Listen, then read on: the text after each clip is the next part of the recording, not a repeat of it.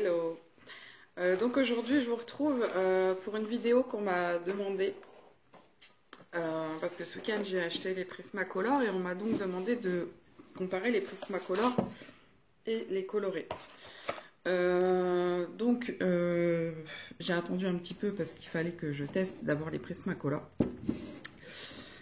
Donc par contre la vidéo sera en deux parties parce que là je vais juste vous faire une petite vidéo comme ça et la prochaine fois je ferai une vidéo exclusivement vue du dessus où je vous comparerai un petit peu les effets qu'il y a sur le papier et aussi avec l'essence sans odeur.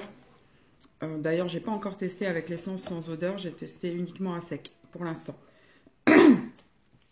Donc bah, la plus grosse différence, c'est bien sûr que les Prismacolor, il existe 150 couleurs. Alors que les colorés, la boîte de 72, c'est la plus grande boîte.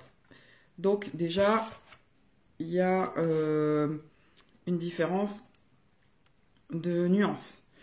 Ensuite, il y a une différence de prix, forcément. Les colorés sont moins chers que les Prismacolor. Par contre, j'avais dit qu'avant la vidéo, je vérifierais le prix de la boîte de 60, je sais plus, 60. Enfin, que je comparerai un petit peu des boîtes à peu près équivalentes en quantité pour pouvoir vous dire vraiment la différence, pour que vous puissiez vraiment avoir la différence des deux prix. Donc, au niveau du rendu, enfin pas du rendu, de la sensation que j'ai eue en les utilisant, j'aime beaucoup utiliser les colorés. Par contre, ce que j'aime pas avec les colorés, enfin ce qui est embêtant avec les colorés, c'est qu'il y a quand même pas mal de résidus sur le papier. Et du coup, si vous frottez un peu trop avec la main pour enlever les résidus, ça vous fait des traces sur le papier. D'ailleurs, je vous l'avais fait voir quand j'ai fait mon premier essai avec les colorés. Voilà, celui-ci. Je vous avais fait voir qu'en fait, j'avais pas fait assez attention et que sur le visage, je sais pas si on le voit bien sur la caméra, sur le visage, en fait, il y a du rouge qui est tombé et j'ai frotté avec la main au lieu de souffler. Et du coup, en fait, sur le visage, il y a quelques petits défauts rouges, enfin rouge orangé. Donc ça, c'est un peu dommage. Il y a un peu trop de résidus dessus. Par contre, franchement, niveau, bon ça c'est les colorés, niveau rapport qualité-prix, je les trouve super parce qu'ils sont gras par rapport à d'autres, par rapport à tous les premiers prix. J'utilisais beaucoup les Color Peps, donc par rapport aux Color Peps, ça n'a rien à voir, ils sont beaucoup plus gras, les couleurs sont beaucoup plus flashy. Avec mes crayons bas de gamme, donc les Color Peps, les Triocolor, Big Kids, enfin tous ces marques-là. J'utilisais l'essence sans odeur parce que je trouvais que ça faisait énormément de traces et que le rendu était pas assez fluide. Par contre, avec les colorés, comme je vous avais fait voir ici, bon, sur la peau et les cheveux, il y a de l'essence sans odeur, mais ici, par exemple, sur les vestiaires, il n'y en a pas. Sur la jupe, il n'y en a pas. Sur les chaussures, il n'y en a pas non plus. Bon, sur les murs, tout ça, j'ai voulu faire un aspect un petit peu pas trop net, donc ça, c'est un peu du voulu, puisque ça reste des murs qui sont censés être en bois, donc je voulais pas que ce soit trop net. Les yeux, il n'y en a pas non plus. Voilà, donc le rendu est quand même très lisse pour les colorés et j'aime beaucoup, franchement j'aime beaucoup. Après je les utilise aussi également dans mon Peter Pan, hein. Par exemple ici le canapé, on voit bien que c'est tout net, enfin, le fauteuil ici on voit bien que c'est net, il n'y a aucune trace alors que je n'ai utilisé aucune essence sans odeur sur ce coloriage là. Le parquet ici, c'est pareil, c'est que les crayons de couleur sans aucun ajout. Le Peter Pan non plus. Ouais, non, même pas. Même la peau, je l'avais pas estompée celle-ci. Ici, pareil, tout le colo est fait, bon à part le fond bien sûr, tout le colo est fait avec les colorés, sauf le fond qui est fait en pastel. Et franchement, le rendu, je le trouve très coloré en fait. Très, comment dire, les couleurs sont vives quoi, les couleurs sont bien présentes, bien pimpantes. J'apprécie vraiment les colorés. Et au niveau qualité-prix, j'avais payé, bon c'était une offre spéciale pour les 72, j'avais payé je crois 14 €, 13,99 dans ces eaux-là. Là, ils doivent être à 22 ou 25. Non, 25, c'est avec la boîte. Là, ils doivent être à 22, 18, je sais plus. Enfin bon, ça reste toujours un sacré rapport qualité-prix. Parce que là, la boîte de 132, en ce moment, elle est vendue 70 € sur Amazon. Bon, si on divise par 2, la boîte de 132, ça fait 66. Donc pour 66 Prisma, si on divise par 2, en fait, il y en a à peu près pour 35 € pour 60, donc pour moins que la boîte de coloré. Maintenant, au niveau de la sensation du papier, pour les Prisma, j'ai vraiment beaucoup aimé le côté gras, ça glisse tout seul sur le papier, vous n'avez pas à appuyer. Déjà avec les colorés, on n'a presque pas appuyé, mais faut appuyer quand même quand vous voulez un rendu plus net. Faut quand même appuyer un peu plus fort ou passer plusieurs couches. Alors que là, avec les Prismacolor, ça glisse tout seul.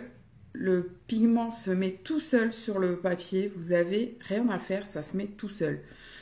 Il n'y a quasiment pas de... Je vais vous faire voir le dessin test que j'ai fait avec les Prismacolor, le coloriage test. Voilà. Donc alors comme vous pouvez voir au niveau de la couleur est franchement super sympa. Le rendu, on croirait presque que ça a été fait avec des feutres tellement les couleurs sont belles et flash. Le mélange des couleurs se fait très simplement. Sur la robe, j'ai fait pas mal de... vous voyez, en violet et rose, là, il y a pas mal d'ombrages qui ont été faits avec plusieurs couleurs. Et ça rend vraiment super sympa. Ils sont tellement gras que, en fait, là, il n'y a pas d'essence sans odeur, il n'y a rien. Hein. C'est vraiment que les Prismacolor. Donc, ils sont tellement gras, en fait, que quand vous les utilisez, en fait, il faut vraiment être très, très précis. Et ils couvrent beaucoup. Je ne sais pas si vous allez le voir là sur l'écran. Mais par exemple, là, au niveau du cil, ouais, si, apparemment, ça se voit quand même à peu près. Au niveau du cil ici, d'habitude, quand je fais avec les colorés, quand je passe sur le noir, on voit aucune différence. Alors que là, on voit qu'il y a du bleu qui est passé sur le noir. Vous voyez ? Donc, ils ont un effet beaucoup plus couvrant que les colorés. Ils se fondent les uns dans les autres plus facilement que les colorés. Après, c'est normal aussi, quoi. Je veux dire, c'est pas la même gamme de prix. Ah oui, aussi, par contre, avec les colorés, j'avais... comment expliquer ça? Alors, quand je fais mes coups de crayon, il y a des fois où j'ai des coups qui partent sans que je veuille. Mais j'arrive toujours à rattraper avec les colorés parce que, en fait, quand c'est un coup qui part, il est beaucoup plus léger, il est beaucoup moins appuyé. Et du coup, on le voit quasiment pas sur la feuille, voire pas du tout. Alors que là, j'ai eu le malheur de le faire une fois. Alors, je vais essayer de vous le faire voir. Ouais, si vous le voyez. Là, dans le chapeau, au niveau du rideau, il y a un coup de rouge qui est parti. Et en fait, il est resté marqué sur le petit chapeau, sur la bande du chapeau. Après, il y avait ici également qu'il y avait du rouge. Mais bon, vu que j'ai mis une couleur ici, vu que j'ai mis une couleur plus foncée, on le voit plus. Donc ça va. Et du coup, il faut être beaucoup plus précis, beaucoup plus minutieux avec cela parce que le moindre écart, on va voir tout de suite la différence, quoi. Le moindre... Par contre, un truc que j'aime aussi, c'est que du coup, vous avez une espèce de matière. On voit la matière, si vous voulez, dessus, la matière du crayon. D'ailleurs, quand vous regardez vraiment à la lumière, vous voyez même les traces du crayon un peu en transparence sur la couleur. Vous voyez là où vous avez mis tous les traces de crayon en transparence. Bon, ça se voit vraiment quand vous mettez à la lumière vraiment très forte, vous voyez un peu. Mais c'est tellement le crayon il est gras, tellement c'est... Enfin bref, du coup, ben, entre les deux, j'avoue que c'est compliqué à choisir parce que le prix m'a quand même beaucoup rebuté au niveau des Prismacolor. Par contre, c'est pareil, au niveau du résidu, il y a quasiment pas de résidu avec les Prismacolor sur le papier par rapport au coloré, où il faut vraiment faire attention quand vous coloriez et que vous avez pas mal de résidus. Du coup, ça peut facilement vous faire des traces sur votre coloriage. Là, les Prismacolor, pas du tout. Enfin, il y a un petit peu de résidus, mais c'est vraiment pas grand-chose comparé à la quantité de pigments qui se déposent sur les feuilles, quoi. Ça a vraiment rien à voir. Du coup, bah... Si j'avais un conseil à vous donner, en fait, je pense que je vous dirais de commencer d'abord par les colorer pour vraiment vous habituer aux crayons gras. Parce que si vous avez l'habitude des crayons bas de gamme, c'est vraiment pas la même façon de les utiliser par rapport aux Color Peps, par exemple, que j'utilisais. Ils sont quand même vachement plus gras. Alors que les colorés sont déjà bien gras, si vous, les Color Peps sont vraiment déjà bien gras si vous les utilisez. Donc je pense que je vous dirais d'abord de passer par les colorés pour pouvoir avoir un entre-deux entre les bas de gamme et les Prismacolor.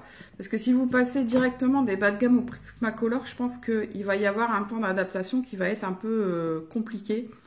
Parce que vraiment le crayon est vraiment très gras. Et du coup, mais sinon le rendu est super quoi. Pareil que les colorés, c'est pareil, je trouve que le rendu est vraiment bien. Sinon, ce que je vous conseille également, si vous êtes dans l'intention d'acheter des crayons de cette gamme-là, que ce soit les colorés, que ce soit n'importe quel crayon finalement, même les premiers prix, vraiment, il faut avoir un taille crayon. Un vrai taille crayon, pas les tailles crayons des magasins parce que c'est vraiment, ça n'a rien à voir. Là, bon, je suis en train de faire un coloriage sur Peter Pan, du coup j'ai taillé mes colorés plusieurs fois.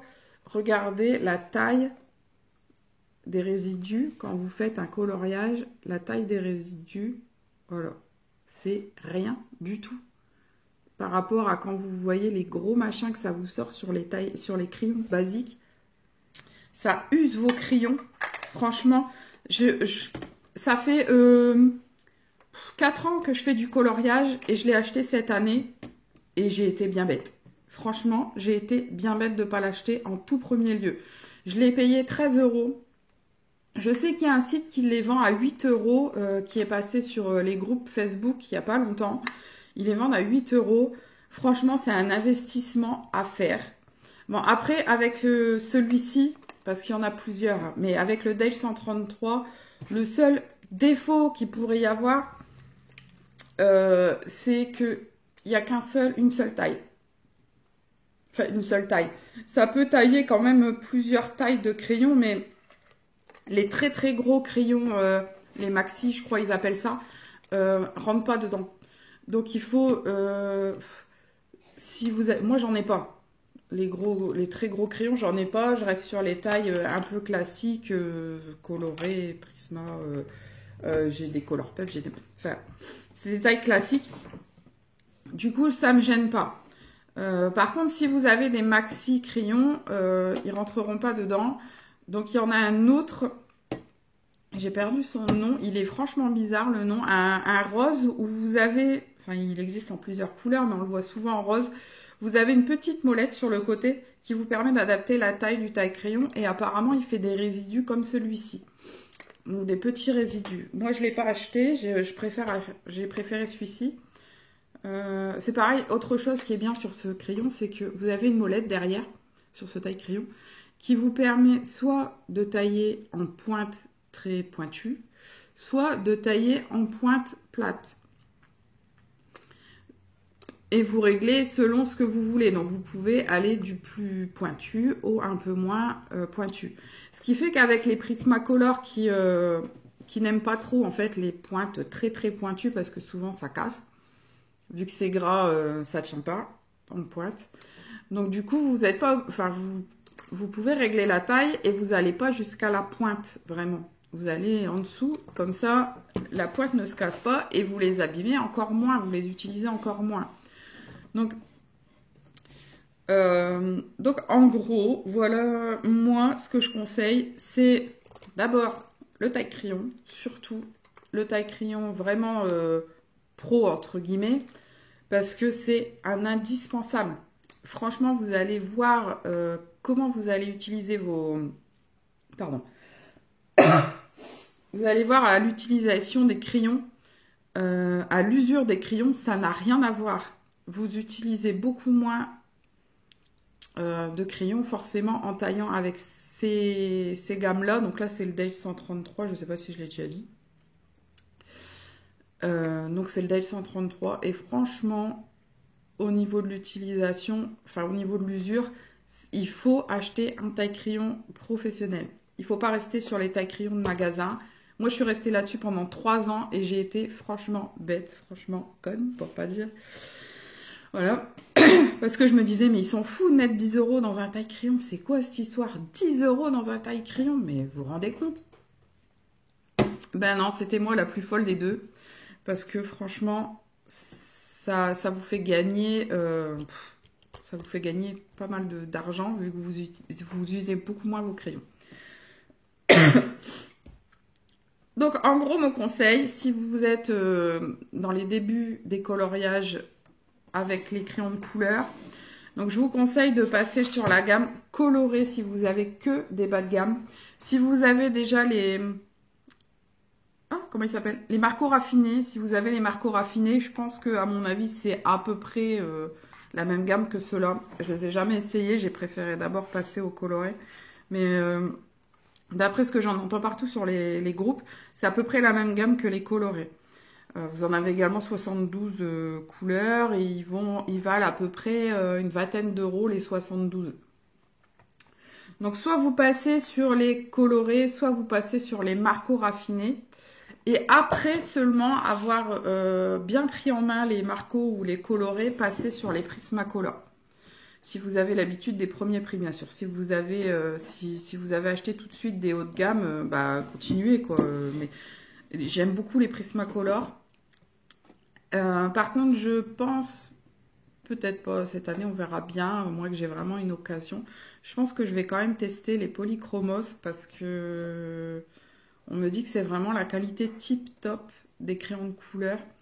Donc, je pense que je vais tenter quand même de me prendre une boîte de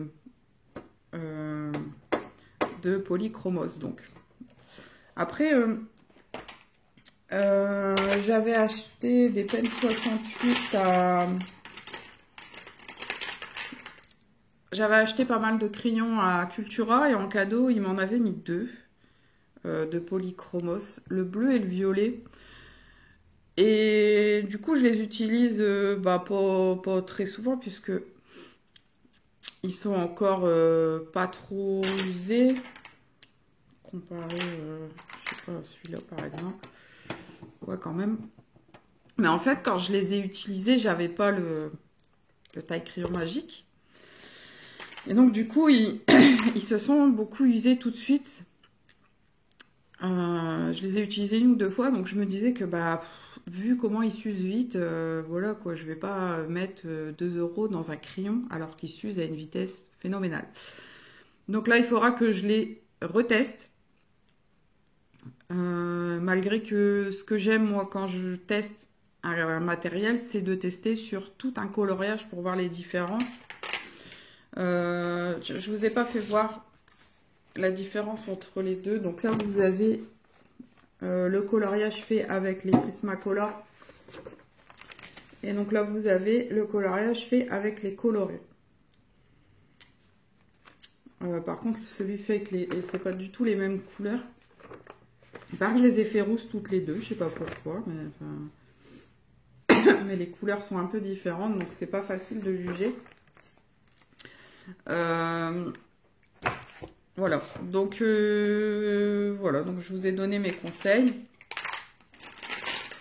Maintenant, à savoir que le ressenti d'un crayon de couleur est différent à chaque personne.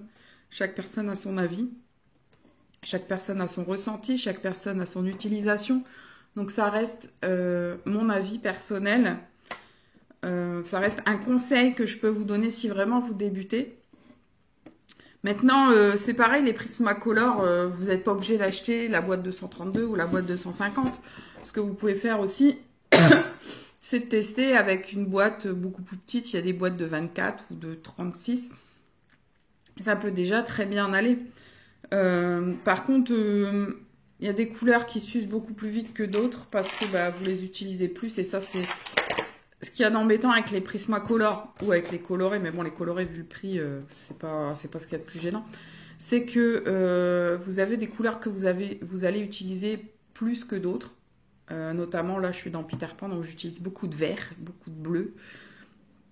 Du coup c'est des couleurs qui s'usent très vite, enfin qui s'usent plus vite que les autres, donc je vais être en rupture de vert et de bleu d'ici quelques temps, et je ne pourrai pas racheter que du vert et du bleu. Donc si je rachète une boîte, je serai obligée d'avoir la boîte, et du coup je vais rester avec tous les oranges, tous les roses, tous les violets que j'utilise presque pas en double. Donc c'est vraiment dommage. C'est leur gros point négatif, c'est qu'on ne peut pas les acheter à l'unité. Bon après, comme je vous dis, vu le prix de la boîte, bon, on peut tenter de racheter une boîte, mais ça va faire du gâchis au niveau des crayons. Par contre, les Prismacolor, on les fait très peu à l'unité. Il y a quelques sites qui les ont à l'unité, mais c'est vraiment assez rare et j'ai pas testé du tout puisque je viens de les avoir. Donc je ne sais pas comment ils fonctionnent, je ne sais pas si les délais sont longs, enfin bref, tout ça. Donc il n'y a que les polychromos que vous pouvez trouver très facilement dans les Cultura et à l'unité sur Amazon. Sinon, les autres, à l'unité, c'est quasi... Enfin, pas impossible, mais les Prismacolor, on les trouve quand même maintenant. Ça commence à venir. Donc, dans les crayons de couleur, voilà, il y a très peu de crayons de couleur qu'on trouve à l'unité. Comparé au feutre, où bah, il y a beaucoup de monde qui aime les Pen 68. Et les Pen 68, on les trouve très facilement à l'unité partout. Sur Internet, dans les magasins, Le Furet... pour chez nous, le Furet du Nord, quoi, les Cultura, les Géants des Beaux-Arts, toutes ces choses-là. Alors que dans les crayons de couleur, on ne trouve pas beaucoup à l'unité. Voilà. Donc c'est un peu tout ce que j'avais à vous dire qui m'est venu un peu comme ça. Donc la partie un petit peu pratique des choses.